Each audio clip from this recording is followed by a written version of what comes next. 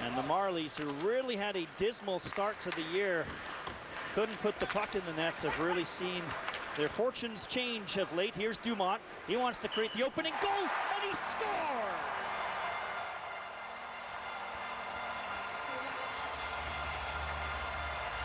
Well, that didn't take very long, did it? Dumont has made it 1-0. Just picks up that puck at center ice, dances around the defenseman Granberg. Right-handed shot coming on the right-hand side, and he just picks a spot to beat Antoine Bibeau, and the Dogs captain scores the first goal of this hockey game. Just 27 seconds. A great look here. Beats him over the blocker's side. Top corner. Up where we keep the cliches. And for Dumont, that is goal number 10 of the year. Ties him for TJ Hensick for second on the club. Becomes the third Bulldog to join double figures in goals, as Charles Hudon and the aforementioned Hensick had already reached that plateau. But more importantly, it breaks things open here at First Ontario Centre. 1-0 Hamilton Bulldogs. That's the game that needed a goal. 0-0 after 2 periods. Spencer Abbott down low, centers one out front, but Nylander wasn't looking. Love with a shot deflected wide. Centered out front, tipped away from Nylander. Mickelson all turned around, and a potential break on for Hamilton. Carr and Hensick are away, but good recovery by the Marlies. And it gets cycled down low. Andrighetto forechecking on Love. Puck is picked up off the steal by TJ Hensick with a shot that goes just wide. Sven Andrighetto centers one out front, and a chip shot for Bowman, and he missed the net. Shot by Dietz, gloved by Bibeau. And a little bit under siege, he'll hold on for a face-off. Well, Friday nights have been all right for Gabriel Dumont. He scored 2 goals in our broadcast last Friday night, a 2-1 win over the Grand Rapids Griffins, and he's got 1 here so far. The only goal of the night, unassisted goal at 27 seconds. The 4th consecutive year, Norm, that Dumont has reached the double-figure plateau in goals. He has been a model of consistency for Hamilton. And he certainly seems to have embraced that captain's role here with the Dogs in that 4th season. Christian Thomas went the wrong way with that puck. Bowman looking for Thomas, and McWilliam deflected the puck. Now McWilliam back with Matt Finn. Finn wasn't ready for that pass. Bowman centered one out front. It was picked off on the play by Ryan Rupert, and with Connor Brown and Josh Levo. Rupert drop pass, it was beyond Brown. Picked up by Thomas, quick reversal for Drayson Bowman, and Bowman is away all by himself right now. He goes right to the net though, before getting cut off at the pass by Granberg. And offside is the end result as Sorkin gets shoved by Levo. We are 2:20 into period number 3, 1-0 Hamilton. Well, through 40 minutes of play, Sven Andrighetto, who is our player to watch for the Hamilton Bulldogs, had 5 shots on goal to lead all players so far tonight. And on the Marlies side, both Brendan Mickelson and Ryan Rupert with 3 shots each to pace the Marlies. Charles Hudon and Daniel Carr also with 3 shots on goal for Hamilton. Hatteran, long shot easily turned aside by Bibeau. Stuart Percy. Lead pass for Brandon Cozen cutting through the middle. He'll shoot one in. Big Troy Bodie in on the forecheck. Good, solid hits on Greg Hatteran, and Bodie doing what he does best, joined by Cozen. And now the Marlies have taken a penalty. See some palms up there, wondering what that call is about, and Coach Gord Dineen will not be happy about his team taking a penalty in the offensive zone on the cycle. Up 1-0. It looks like it's Brandon Cozen who's going to take a seat again. The Dogs 0 for 4 so far tonight with the man advantage, Steve, but with 10 shots on goal. So Cozen, originally a 6th-round pick of the Los Angeles Kings, to the penalty box. And what an opportunity this is here for Hamilton. We'll see if they can get that offensive zone win and get themselves set up. Nope. On the last power play opportunity, Steve, once they gained the offensive zone for the last minute 20 or so, they had real strong possession. I thought you framed the question dramatically, but the answer in the end just wasn't what the Bulldogs wanted on the clean faceoff. When tipped through, Hensick faking the slap shot. Carr scores!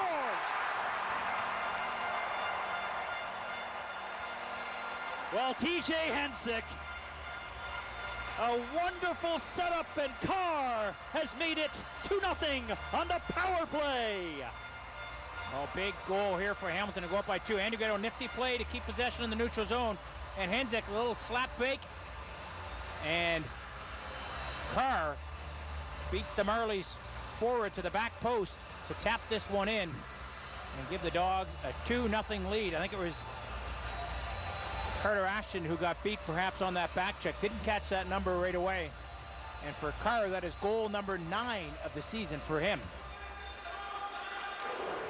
So both Carr and Andrighetto sit on 9 goals looking to join double figures, where Dumont got his 10th tonight to join Hensick and Hudon. But more importantly, Norm, this one extends to a 2-0 lead for Hamilton and the power play. Boy, McWilliam really filled in the captain, Gabriel Dumont. Here's Charles Hudon. Hudon. Finley activated off the point. The big man rumbles in, gets hit by McWilliam. Just on the goal to TJ Hensick, and Greg Patterin. So Gabriel Dumont at 27 seconds, his 10th of the year, unassisted. Made it 1-0 and now at 3:02. Daniel Carr's 9th of the year on the power play from Hensick and Patterin. And for Carr, that's his 2nd power play goal of the year. Hensick now with 10 assists on the man advantage. He had some words exchanged. Dumont, who really got stapled hard earlier in the shift, is part of things. Joe Finley having a chat with McWilliam, and you know Finley is never too far away from the physicality. But how about Daniel Carr, Norm? I mean, this was a guy, he could score at the NCAA level at Union College, and another Bulldog like Hudon is having a fine rookie year. Yeah, off to a good start. His numbers certainly aren't as gaudy as Hudon, but he's making a good transition here in his first season as a pro. Won the Frozen Four last year with Union College, their first NCAA title. Allen off the face-off. A 3-time 20-goal scorer. Pretty good when you only play 40-some games in the NCAA as well. Here's Matt Fratton.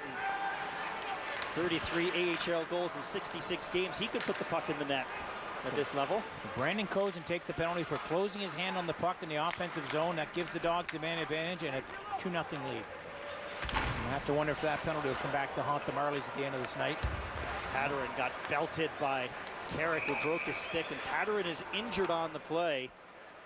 Both gloves are off, helmet is off, blood on the ice, and Patterin will make his way towards the bench under his own steam. But boy, he really got drilled.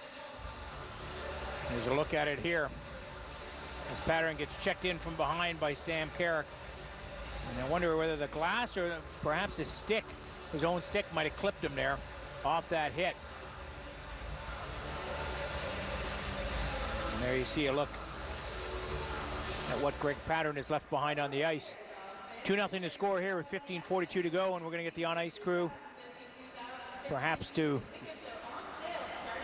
effect some repairs. And that was Carrick's stick that got broken, actually.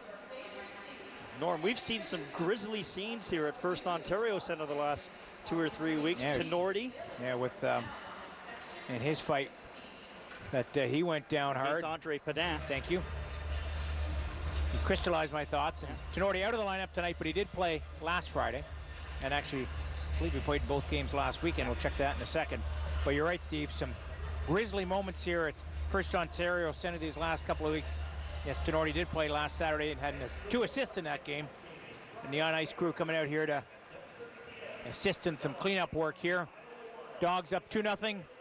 In a game they're out shooting the Marlies 24-16 so far. 3-0 in the third period and shots on goal, and they've scored on 2 of them. And let's talk about a guy like Daniel Carr. Steve, you mentioned former NCAA player at Union College. Finishes off that feed from TJ Hensick. And last Friday, we saw Coach Sylvain Lefebvre juggle those lines a little bit. Certainly our first look at seeing those rejig lines with Charles Hudon and Hensick again split up. That's, you know, at least the second or third time, Steve, we've seen that. And Hensick gets to play with Daniel Carr tonight, as well as number 27, Sven Andrighetto. Hudon with Dumont and Delarose. And the new trios have seemed to work out pretty well. as both of those lines have accounted here for a goal tonight.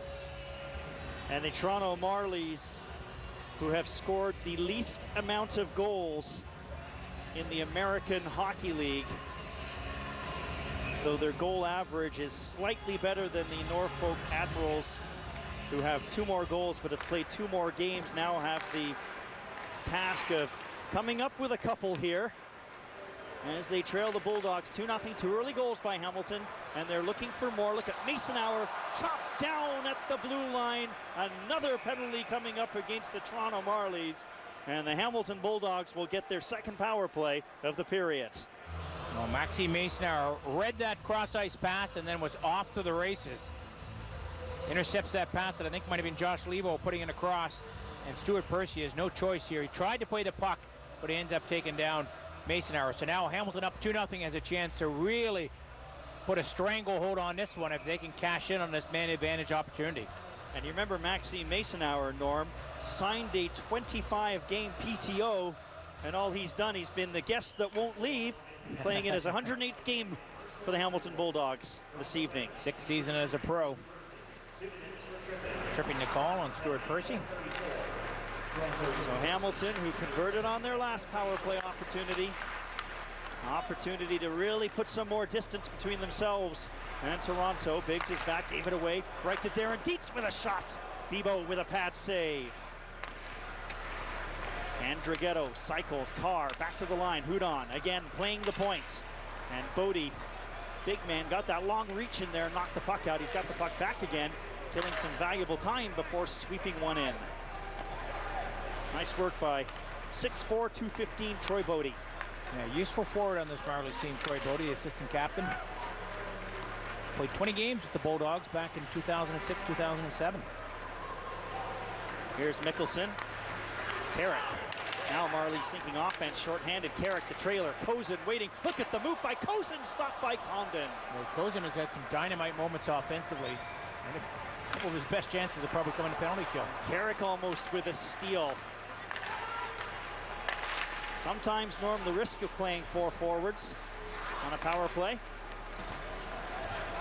And there was a pass by Houdon. The Dogs have got some offensive zone pressure, and Houdon went to go cross ice, and Bodie picked it off, and they haven't really got set up in the offensive zone since. 30 seconds on the power play for Hamilton to work with. Hard pass for Thomas to handle. He's able to tip it in. Drisky and deep on the play. Bowman will shuffle one around. Back to the line it goes. Here's Mac Bennett. Gabriel Dumont at the point. Faking the shot. Reverse one to Drisky. Middle of the ice. Not a shot away. It was deflected wide. 10 seconds on the Percy penalty. And McWilliam able to get it to McKagan. All sorts of trouble. Stolen away by Dumont. Back it goes. Hard shot by Drisky. Didn't miss the net by much. Penalty is over. Percy back on the ice. Good pressure by Hamilton, though. Back to the line. Bennett with a shot. That one was blocked smartly by Connor Brown, and he is away with Greg McKegg. Tail end of a penalty-killing shift, though.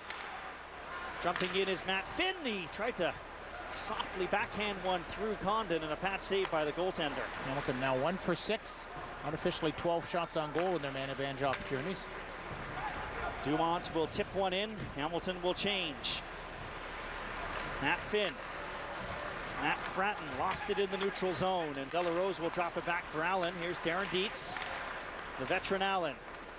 Right through the middle. It was missed by Delarose, and Hamilton unable to change. 7:16 into the third period. It's 2-0 Bulldogs. Well, the Marlies find themselves down 2-0 in this third period. 2 early goals by Hamilton, but they almost got themselves back into it in the shorthanded chance here. Brandon Kozin dancing in and has a good opportunity on Mike Condon.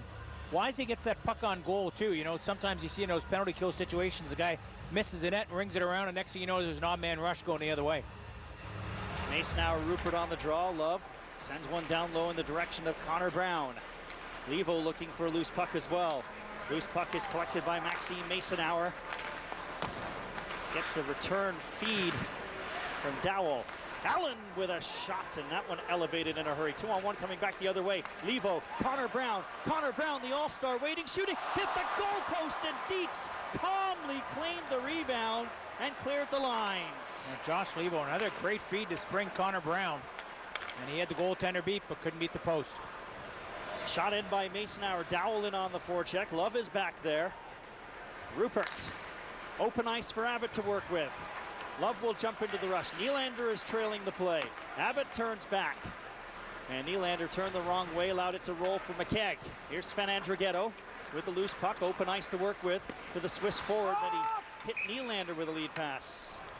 And they'll blow it down right there. 8:14 into the third period.